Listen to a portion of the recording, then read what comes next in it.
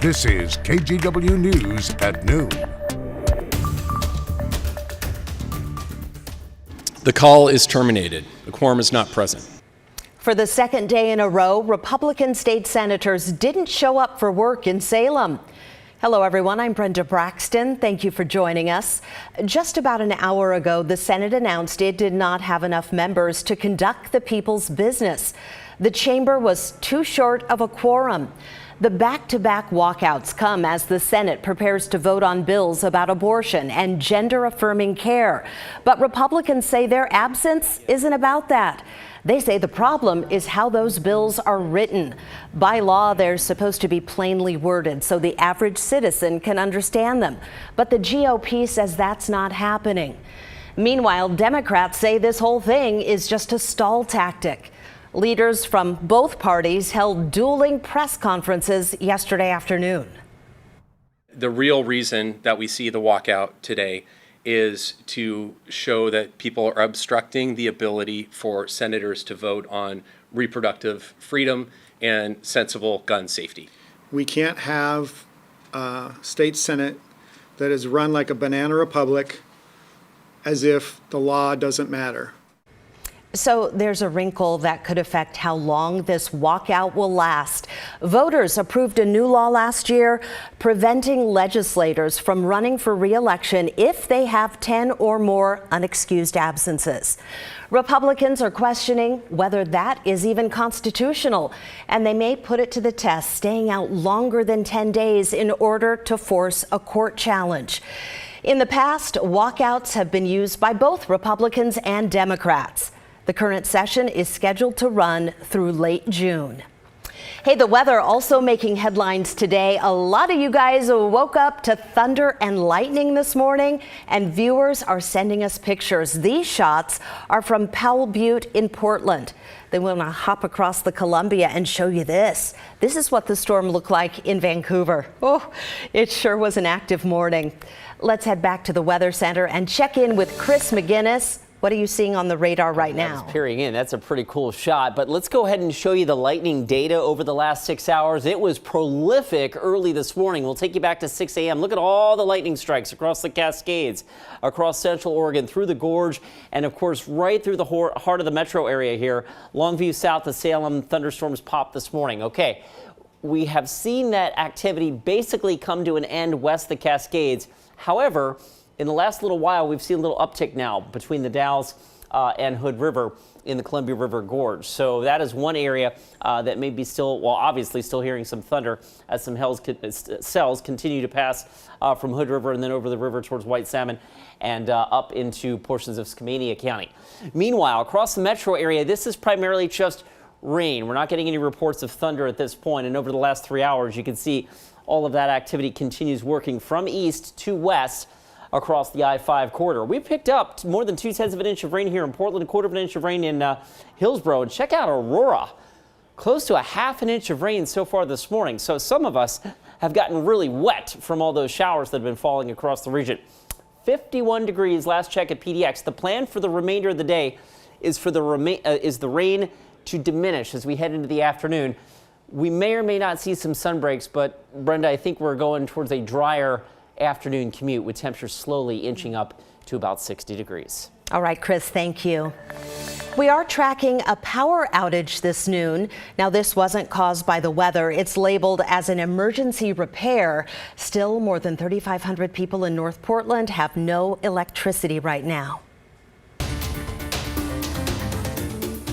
A 21-year-old man will be in court this afternoon charged with killing 2 people at a strip mall in Southwest Portland.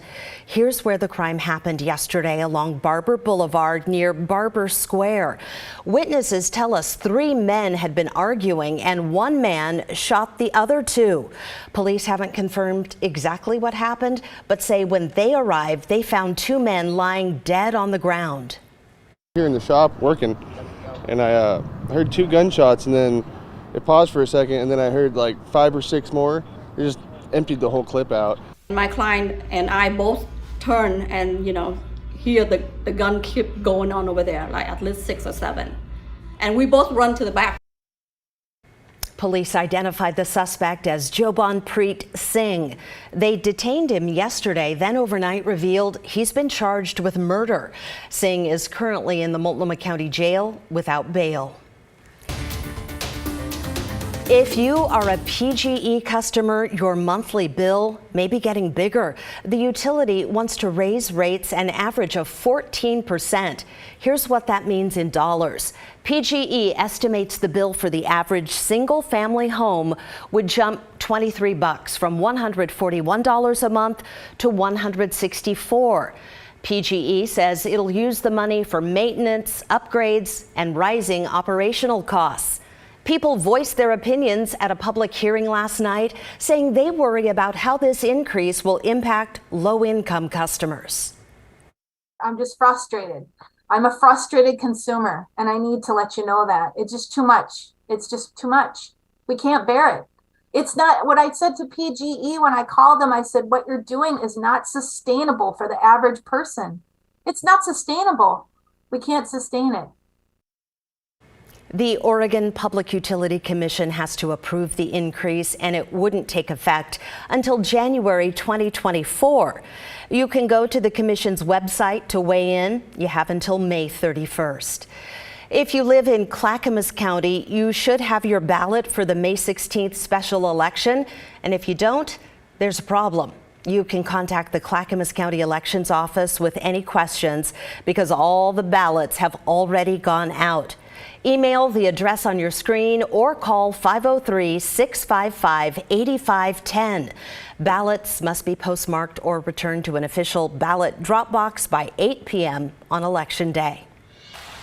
A 90-day plan to clean up Portland's Central East Side just ended. Some call it a success, but not everybody agrees with that. Alma McCarty talked to one business owner who's new to the neighborhood and already feeling the fallout from the crime.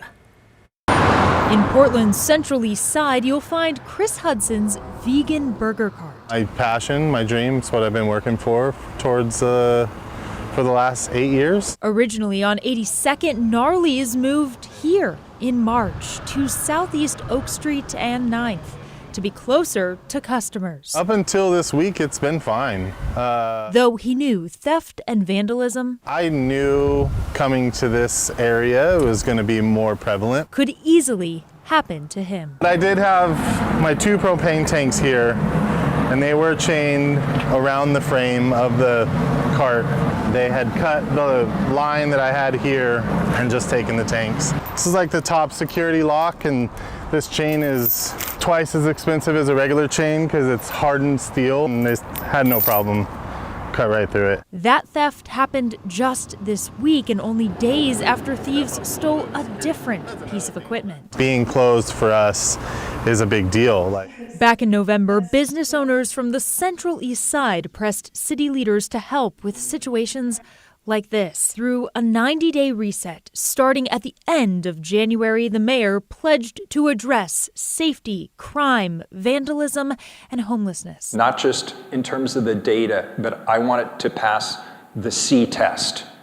If you don't see it, it doesn't matter. Those 90 days ended April 26th. I mean, absolutely, I've seen a difference. Claire Brelio, executive director of Central East Side Together, says during that time they've learned and accomplished a lot. The city devoted millions of dollars in human resources and material resources to help us clean and the Central East Side and make it a safer place for all who live and work and visit. Elements they want to focus on moving forward include hiring a new private security contractor for the district, finding alternatives to help the homeless in this neighborhood, continuing graffiti cleanup, and starting a new project to improve lighting. While this work won't prevent every problem, she says many are beginning to feel a sense of relief. Cleaner streets, cleaner spaces that feels more safe overall really does help shift that. And so our work with the Enhanced Service District is to continue that momentum, and we absolutely do not want to give that up. Alma McCarty, KGW News.